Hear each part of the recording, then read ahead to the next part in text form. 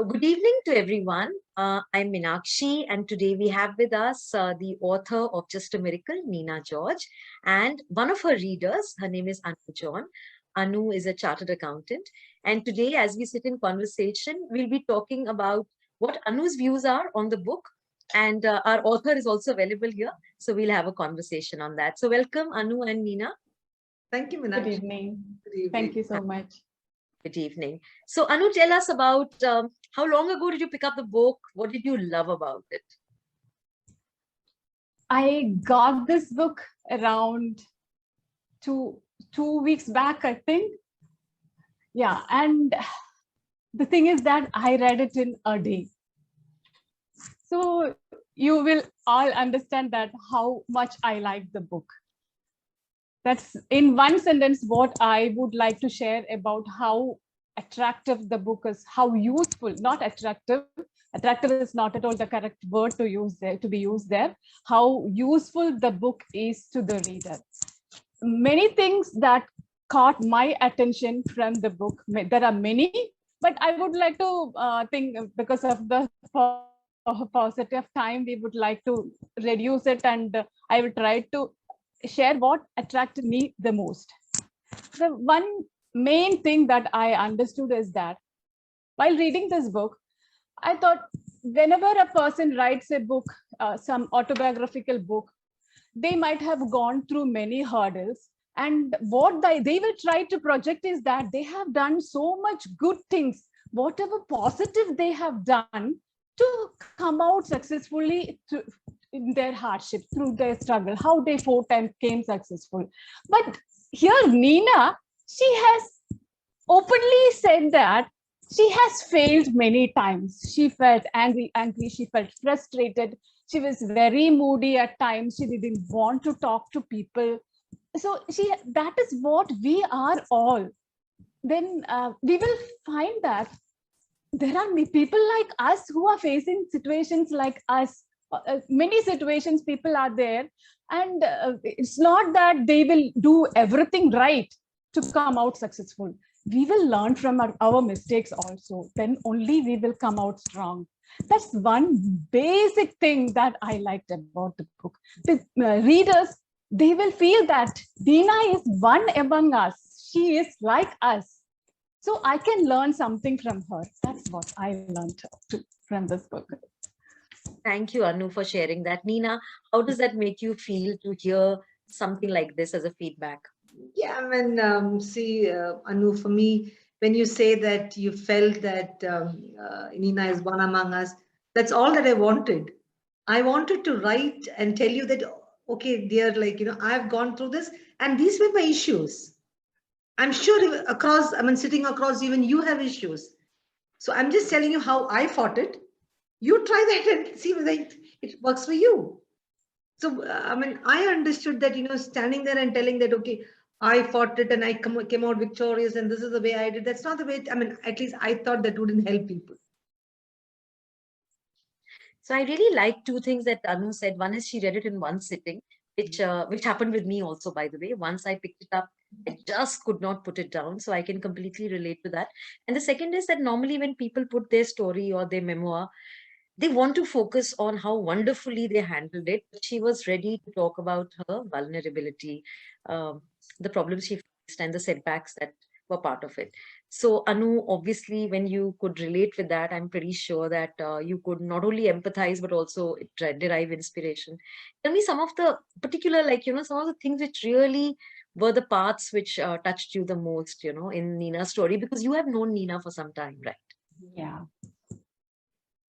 The first thing that I should confess is that actually I should confess because we judge people by their appearance. That person, he is he is financially well off. He or she is very good looking. She is so talented. So she is or he is living a happy life. But when we understand, when we only resonate with that person, when we truly understand, when we talk between our hearts, then only we will truly understand what that person is or what all struggles people are going through. The pretty faces or the fancy cars or the big houses don't really represent that person. That's one big learning that I have had. And another thing is that we all have uh, mentors, or we have read good books, we have teachers, we have our elders. They all help us to learn things, but only our experience will help us to come out of it, or to rather make use of that learning. Then only we will understand it. Learning is one part only. Understanding or how to go through it, that we can earn only through our experience. So people may tell that they are doing like this, the other person is doing like this, why can't you do that? So it's so easy, just do that. But we will have to undergo, we have to experience it. We may go wrong, as you said, we have all the vulnerabilities, we have to face it. Then only we will find out what is actually working for us, what is the right thing for us. What the books say or our mentors say or the great speakers say may not be relevant in our case. That's what something I liked about this book. Annu, you mentioned something very interesting when you said that when you look at a person, you judge them by how smart they are, how beautiful they are, what a big house they are. Are you saying that when you saw Nina, you couldn't imagine what all she had gone through? No, I'm really sorry. That's what I am confessing that now, because I always thought that Nina Chechi, because she is married to a person holding a high position, high rank, and she was teaching in some college. And so I thought she has to be leading a happy life. Yeah, of course. Nina, you want to share something on this? Like, you know, I mean, I did have a happy life, definitely, yes. Yeah. It's not that you were struggling, that I didn't know. The issue that I faced was this. So this is what I want to tell the world, that like when people see the title of my book, especially the subtitle of my book, Infertility. So they feel that it is a woman-centric book. So I want to bring out and tell the world that it's not a book on infertility at all. It's a book on how do you cope up with your issues and stand strong. The only issue that very interesting. Very interesting thing which Annu said was that we assume that a person who's outwardly relaxed is inwardly also relaxed. Of course. And so Nina, you managed to have a kind of would you say it was like a double life, that where you had a happy life, of course, but you were also going through some kind of issues which you have addressed now, which now when you look back, you have addressed successfully? If you ask me very frankly, I did have my difficult times when I was going through treatments. But then, Meenakshi, that was only for a very short time that I had this double thing of, I had to appear happy and then live a life with difficulties and all. The minute I accepted that situation, the minute after a few months, I realized that this is reality for me. Not having a child and going through issues, I mean, treatments is a reality for me. Now, how do you cope up with that? So I came up with my own coping mechanism. The first and foremost was the freedom that I had with my husband to talk. We used to talk a lot. And that talking, that communication is one which helped me to accept my realities, to cope up with my realities. That is the biggest strength that derived from my husband. Like, that is what made me do it. So once I accepted, then my life was quite okay. Of course, I did have my difficult times every month. I used to cry a little and I used to come out. But if you ask me, it was more of a peaceful life for us once acceptance was there for me. So nice. In fact, I think Annu will want to comment on this when she said communication. We were constantly communicating, and the book is her form of communication with us, the readers, right? So Annu, what does this book actually communicate to you? Of course, you know her. Of course, the story has resonated. But what does the book actually communicate to you? Yeah, as Nina was telling now, it's not just for people who are facing this issue alone. infertility alone. This is for the people at large who, we all have issues, one thing or the other, maybe especially when a person is a rape victim, or a death has happened in somebody's life, or they are having some financial crisis.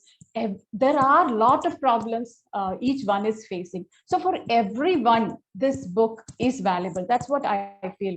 As Nina was telling, we have to accept. Initially, we will be having that difficulty in accepting, because I am not that person in that template. The society, what the society accepts, I am an outcast now. So I do not belong to this place. That's what we all feel when we are having an issue. But we can come out of this. Nina has told in us in the book that once before the infertility problem, she was a lot of many things other than what she was at that time. She's a really talented girl who's having many roles as a daughter, as a wife, as a friend, as an educator. She had a lot of roles, and she was doing it in a very good manner. But suddenly, she was reduced to in that bracket. She came into that bracket of that infertility. So she was marginalized there. But we have to accept that we are not just that single issue. We have all this. Even if the society is not going to accept, we know ourselves. Society is not the person or the collective to decide who we are. It is we ourselves that what we are actually. So that Nina has clearly pointed out, and it is generally for the. That's what I. That's really nice. Actually, that's the book is speaking to each one the language that, they want to hear. Yes. I think that's the beauty of what Nina has created. Nina, when you wrote about subject, which generally is very sensitive, I mean, all said and done, this is a topic which people don't openly talk about. Were you concerned that there could be some kind of, controversy or backlash from your own society or family? Definitely, Immediate family, of course. I knew that, of course, yes, I knew that my son and husband are perfectly okay with what I'm writing. And for me, actually, right now, only that matters, and only that matters. For me, the people whom I live with, my husband and son, they're more than okay with that. And especially my son, who's so young, if he's okay with that, I think I'm perfectly okay with that. But definitely, yes, I knew that there would be so many people who would be telling me things like, oh, so you're writing your story and trying to become an author. Maybe somebody would tell me that. Maybe somebody would tell that you want to become an author, so you wrote. So, Meenakshi, I think I've outgrown that phase of my life, where I think that what do XYZ talk about me? I think I've, in the book I've written, try to impress yourself, not impress people. So beautiful. So you have expressed, not to impress, but to express your emotion. I've expressed my emotion, and I personally feel by expressing this emotion, it'll be an inspiration for a lot many ladies out there, or a lot many people out there to express the emotion. So that's all that I want to do. Absolutely. Annu, any comment? Because you understand that, when you said anyone who's a victim of any circumstance may feel at some point that we are different or we are marginalized, but to get out of the tag. So when you read this story, did you feel that the story will be an inspiration to others who are so afraid of speaking up or, pouring their emotion or heart out? Yeah, definitely. Because whenever we have an issue, we will try to limit it to ourselves, because nobody else is concerned about my problem. I am full of problems, so nobody can help me. These are the thoughts that will come to us, and we will try to hide our problems from others. But if we are strong enough to come out openly and discuss the issue, people will definitely understand us, and they will also try to help you and at least to accept you as such. Otherwise, you are painting a different picture to them, and they also will try to see you in that line only. So if you are ready to tell others what you are actually, then they also will understand. That's what I feel. I think Annu has understood it very well, because it's Very well. exactly what Nina said.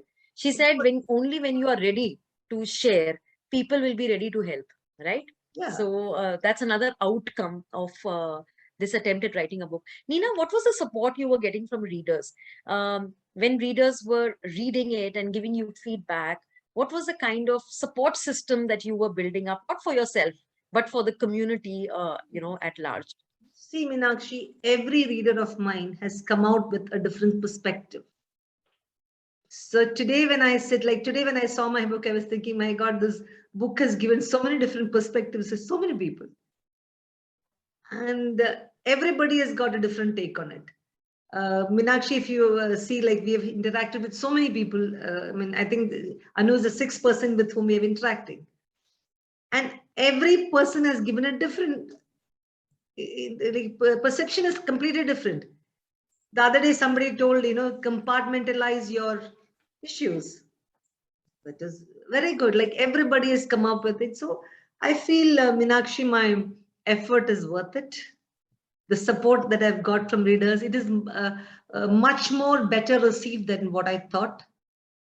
It's really received very well than I thought. And only thing that I want to, again, emphasize to people is, it is not a book on infertility alone, and it's not a woman-centric book. That's the only thing that I would love to tell people. So I think one thing which I wanted to ask Annu is that when you were reading the book and you were correlating everything that, was as a story, which incident, episode, or story part kind of touched you the most? Just give us a little glimpse of that. Yeah, okay. As in the beginning, I told you, there are many instances in the book that touched me a lot. And one thing that really got deeper into my heart is that during infertility period, you will be living a very different life, because and she has very openly and very boldly told us that your sex life will become just a means to conceive. That got deeper into my heart, because only the people who are going through that struggle, they will be experiencing it. But when I read that, I that struck deeply into my heart. It was so difficult for me to accept that sentence, but it is a hard fact. It's a sad reality. The sad reality of it's a sad reality. Infertile couple that go through this treatment. It's a very, very sad reality. And you have accepted it, and you were ready. You had the courage to tell it openly. That's what I loved about it. Because please, Nina, please tell us. Yeah, see, because I thought these are the issues which every infertile couple is going through. So if I don't tell that, if I don't make the people understand, if I don't make the society understand that they are going through a lot of stress, the stress you can imagine, you go for treatments, the doctor tells you that this is your day. Yeah. Imagine that. So your only idea is, like, somehow this has to work, because I've been waiting for this, or we have been waiting for this has to work. So if you ask me, even if you're getting a good recipe in your hand, and if you have to produce a good result out of it, if you're stressed, will it work? It will not. You may not add it properly. So the same way, for anything to happen, the stress factor is a big hindrance. I've realized that over the years. So I thought this has to be brought out in the book. This has to be told to people that it is not easy for any couple going through this phase. So out there, if there are family members who feel that life is all okay for them, what is so difficult for them? Okay, just that they don't have a kid. No, they go through a range of emotions, I would say. starting from the treatment to everything is a issue for them that time. So this is what I wanted to bring out. Yeah. So, Anu, thanks for sharing that little episode, which touched you. The journey that Nina describes starts from, the problems that she faces to acceptance, and then, the birth of a baby finally. But the book is not just about that. It also comes with some takeaways. For you, what was the biggest takeaway from the book? Yeah, she has beautifully given the myths, the perceptions that we all have. And the biggest realization to many will be, who decides the sex of a baby? Is it the father or the mother? Even though we are all educated, how many of us really know who is the person behind this?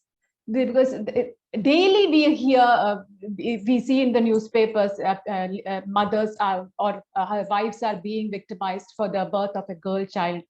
That is something we have to be educated at the student level. In schools or colleges, students should be educated about this. And this is the biggest myth, that we are, even this in this modern century, even in this 21st century, or when we are all blindly following that we have to change. And in this book, Nina has clearly mentioned what is the myth that we are all blindly believing in, that we have to educate our children. What is the reason, or what scientific fact behind this? And there are also other takeaways, how we should communicate, how we should behave in before a person who is having an or a couple who is facing or going through the struggle. Because I always had this difficulty. What should I ask? Should I ask her something, or should I just keep quiet? What is the right question to ask him or her, to show my empathy? If I ask something, will it hurt them? But now Nina has very openly told us that how we should communicate to them, how when they will feel empathized on, when they will feel that they are being considered, and what sorts of questions we should ask. That is really helpful for everyone. And a lot of myths we are always continuing to keep with us. The female, for infertility happens only to women, because she's the one who is giving birth.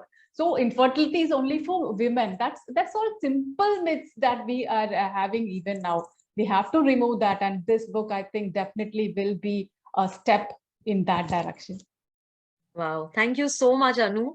What a beautiful way of summarizing it. That one is, of course, awareness, and everybody should know the myths about not only who is responsible for infertility, but who's responsible for the sex of the baby. And the second part, what to say. Nina?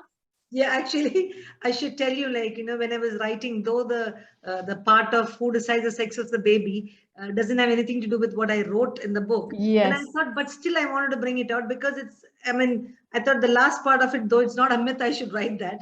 Because, recently I met a couple who have gone through IVF, they've got a baby, but the husband was telling me, but what to do? It's a girl. Come on.